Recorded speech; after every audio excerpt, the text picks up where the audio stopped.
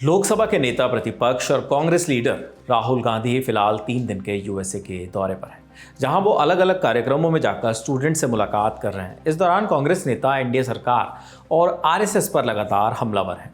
Visit के दौरान 10 सितंबर को राहुल वाशिंगटन डीसी में स्थित जॉर्जटाउन यूनिवर्सिटी पहुंचे, जहां उन्होंने छात्रों से संवाद किया और बीजेपी आरएसएस के साथ चुनाव आयोग पर तीखा हमला बोला। I mean, you will be surprised, but I don't actually hate Mr. Modi. I don't.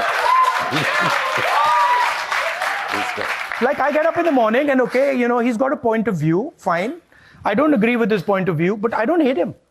Congress leader के मुताबिक इस बार के लोकसभा चुनाव निष्पक्ष तरीके से नहीं हुए। न्यूज एजेंसी एएनआई के मुताबिक उन्होंने कहा है, चुनाव आयोग वही कर रहा था जो वे चाहते थे। पूरा अभियान इस तरह से बनाया गया था कि नरेंद्र मोदी देश भर में अपना काम करें। जिन राज्यों में वे कमज़ोर थे उन्हें उन राज्यों से अलग डिज़ाइन किया गया जहां वे मजबूत थे। मैं इसे स्वतंत्र चुनाव के रूप में नहीं देखता, मैं इसे नियंत्रित चुनाव के रूप में देखता हूं। मुझे नहीं लगता कि निष्पक्ष चुनाव होते तो भाजपा 240 सीट के आसपास भी पहुंच पाती। उनके पास बहुत बड़ा आर्थिक लाभ था, उन्होंने हमारे बैंक खाते बंद कर दिए थे। इस बातचीत में राहुल गांधी ने रिजर्वेशन के मुद्दे पर भी बात की। Now that creates a problem because there are many people who come from the upper caste, right? Who say, look, what have we done wrong? Right? Why are we being punished? And so then you think about increasing dramatically the supply of some of these things. You think about decentralizing power. You think about involving many more people in the governance of our country. Right? You think of opening up, I mean, frankly, with all due respect, I don't think any of you are ever going to become Adani or Ambani. And there's a reason for that. You can't. Because those doors are closed.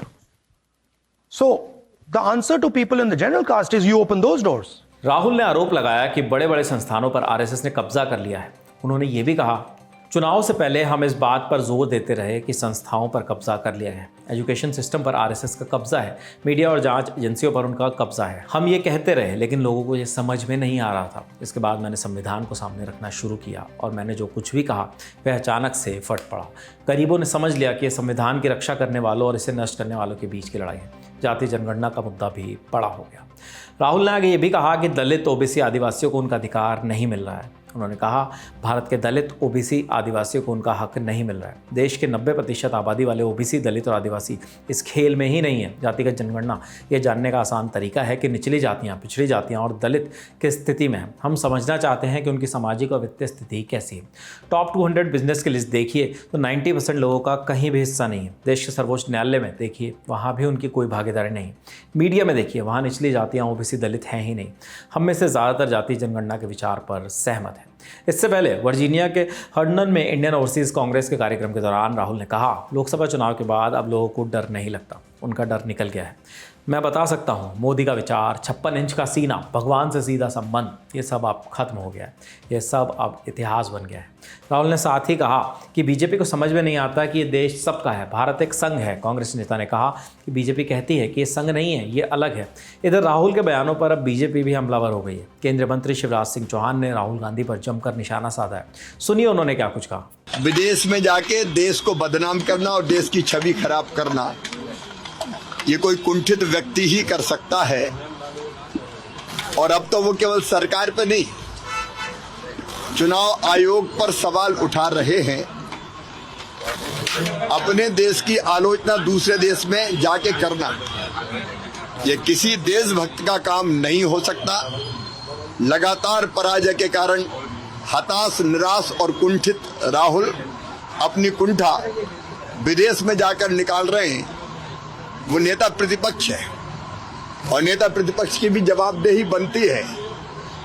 Atal ji नेता प्रतिपक्ष थे, नरसिम्हा राव जी प्रधानमंत्री थे, तो अटल जी ने नेतृत्व किया था देश का।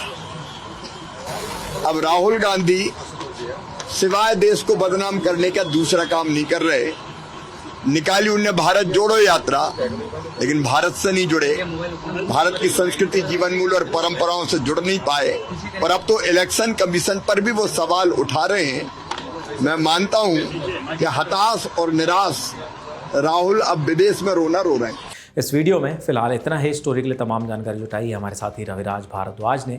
देश और दुनिया से जुड़ी बाकी खबरों के लिए देखते रहिए दिल ललन टॉप। शुक्रिया।